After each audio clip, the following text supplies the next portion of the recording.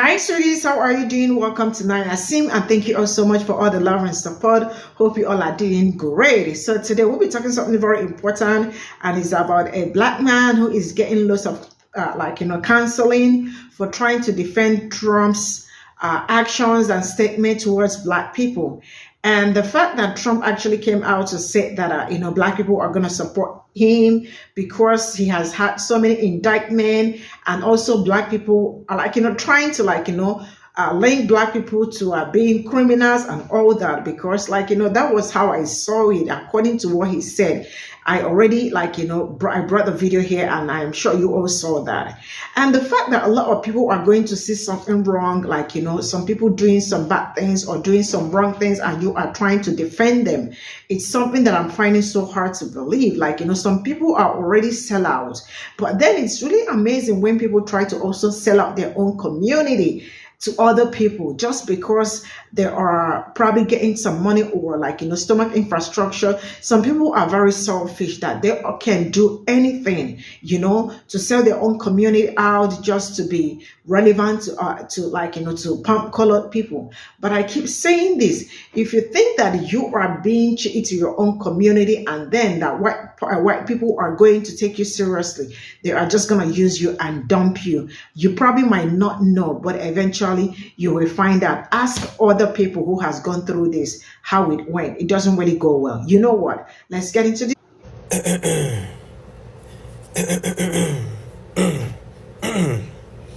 Attention, please. Now, we all knew, we called it out, that it was only a matter of time, because there's always one. Somebody who, Rocket Raccoon in this case, y'all, was going to be rocking those air fraud ones. And lo and behold, it appeared.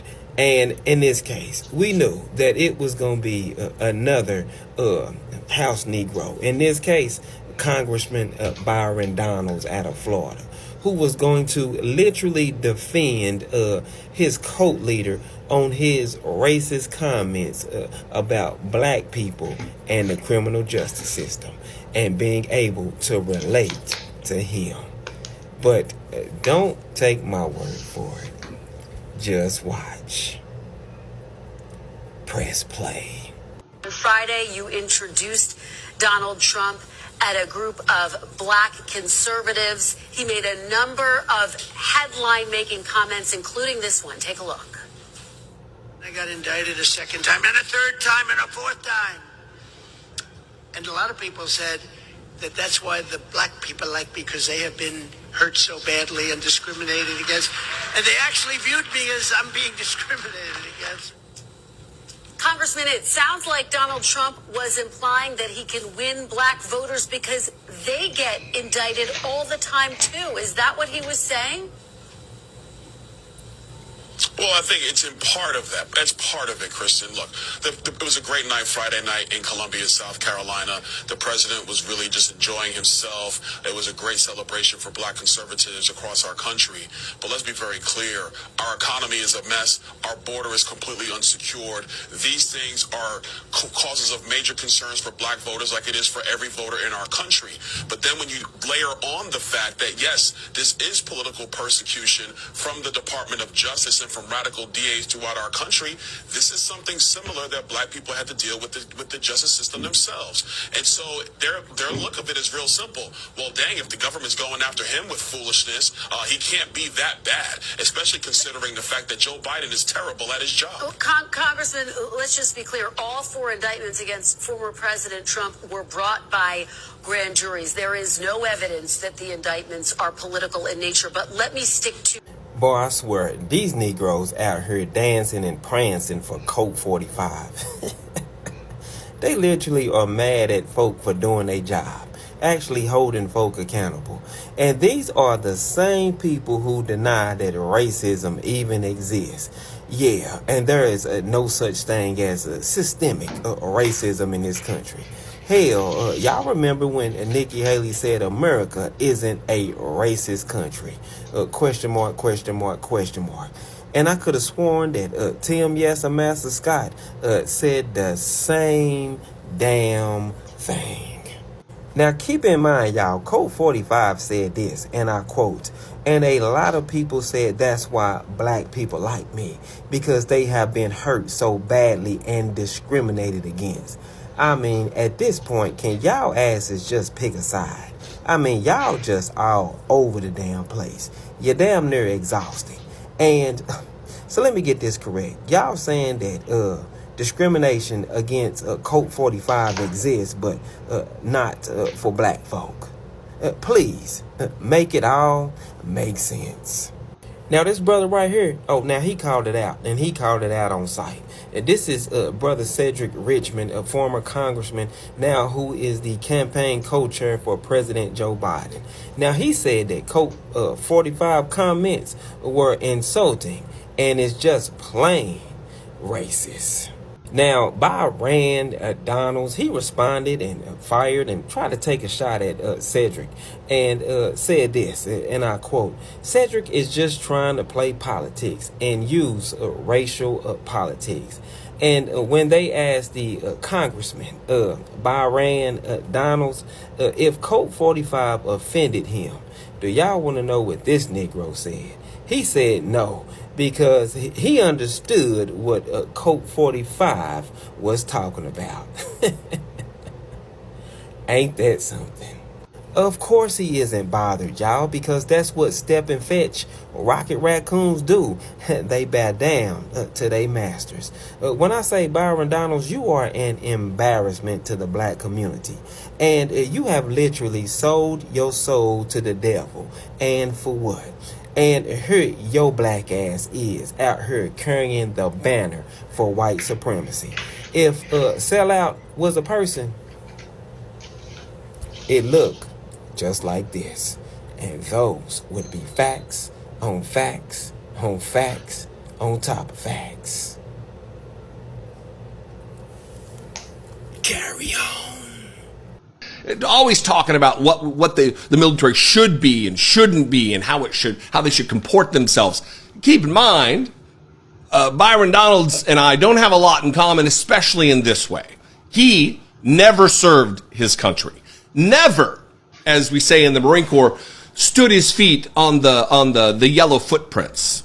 I'm a kid of the 80s, so I like G.I. Joe.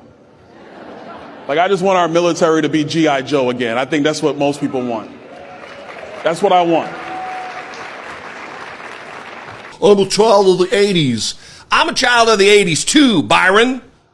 And I can tell you, because I did join the Marine Corps, our military doesn't need to be like G.I. Joe, whatever the f*** that means, moron.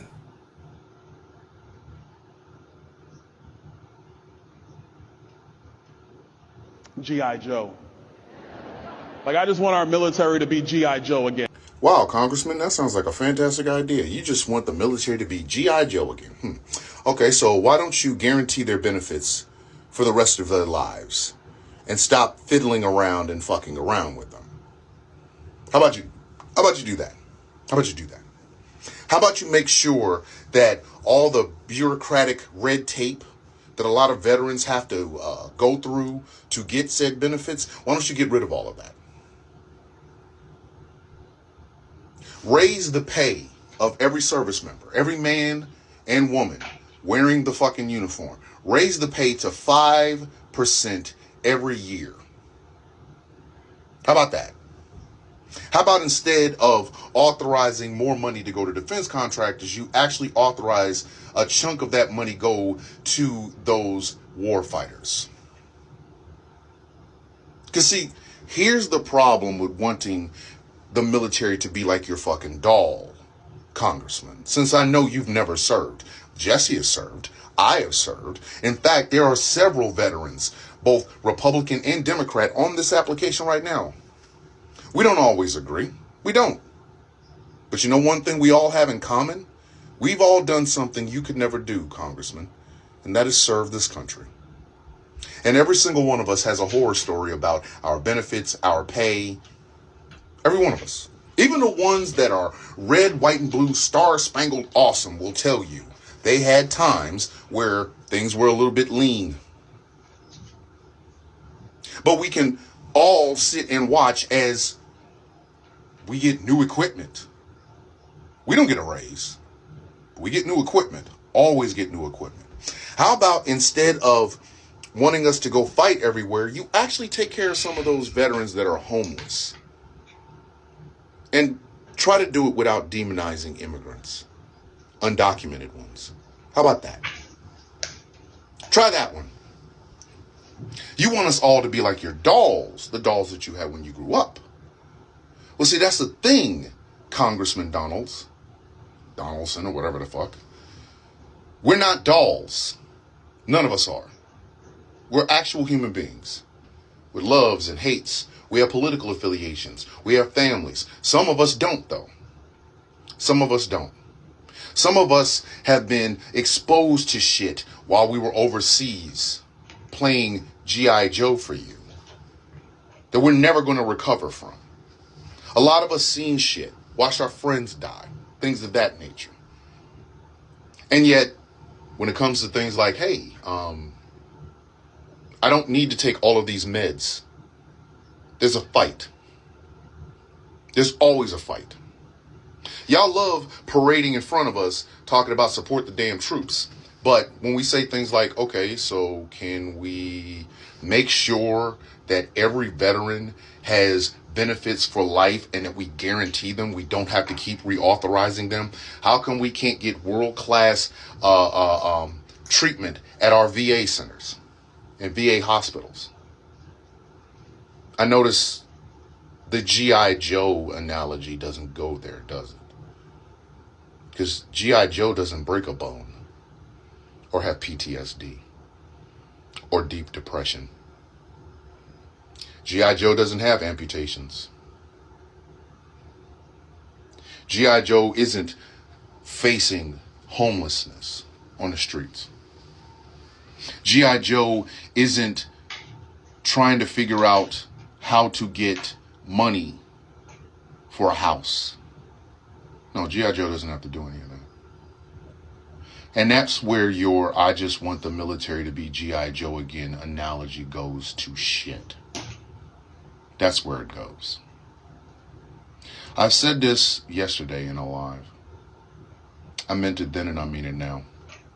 I genuinely wish people who have no vested interest in taking care of the men and women they send into wars, but they have no interest in ever taking care of those said soldiers, I wish y'all would shut up.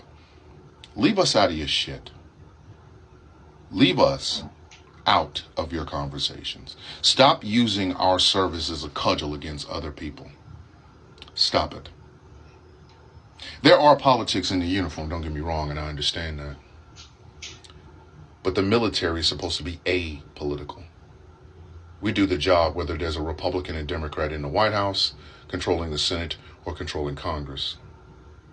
And the only thing we ask for is respect and what we have earned.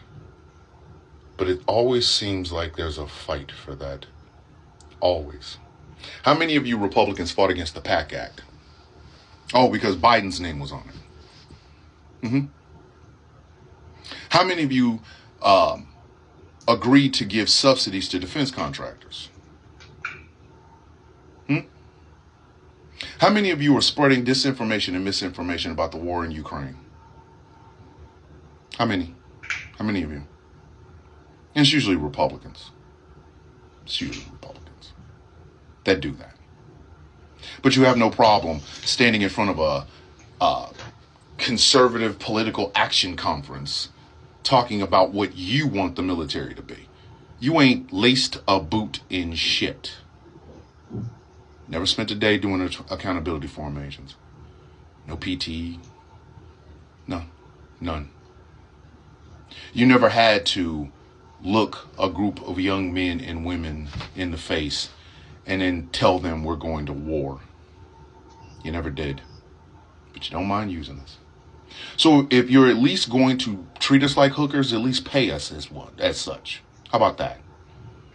And if you're not willing to sacrifice your party to do the right thing when it comes to the service members and the veterans, stop talking to us.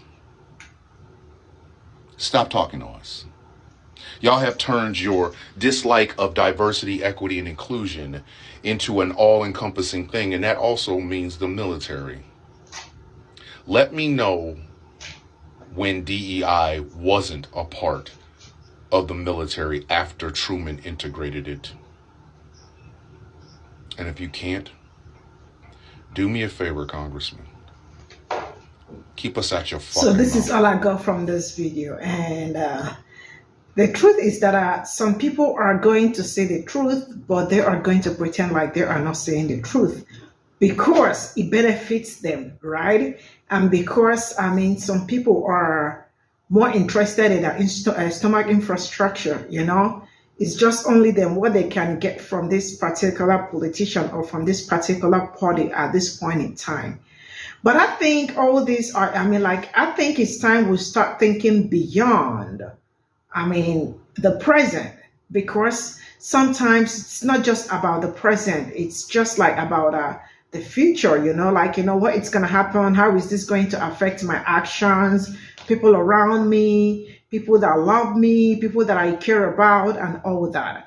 If I am, like I keep saying, people, if I am benefiting from something and I am the only person, or just quite very few of us are the only people benefiting from a particular thing, it means if it is not going round, it means it is not going round. It means it is not okay. So if it had to go round, it really got to go round. But when it is not going round, you are probably doing some shady things to, like, you know, to be in a particular position and all that, or probably to be relevant, or probably to like make some money at that point in time, because, like, you know, that's what some people do and all that. The truth is that some people are, it is so easy for people that have never served in the, served in the military, or people that have never experienced what it's like serving, or people that have not, because a lot of people that have served in the military, or the ones that haven't served probably might have lost some people, their loved ones, or how the veterans are being treated as it stands and all that. Some of them go to that war, come back, their life is never the same. Some come back with so many diseases, so many, not just diseases, sorry, so many, what is that, STD or something, what did they call that? Like, you know, shock and all that. So there are so many things that come with them. And I learned that most veterans are not being taken care of and all that, you know. And not until we make great room for people that have served and are still going to serve to have a better, like, you know, a better life after that, because a lot of them that went for in Vietnam, this, that came back, and their life is so shitty and messed up. I know what I am saying, you know. So I think it's time we tell them that they should stop using veterans as props, because sometimes that is how I feel like that's what they're doing. And for this young man, you know, it's amazing how people want to defend Trump and what he said. I don't know. You don't have to be, I don't know.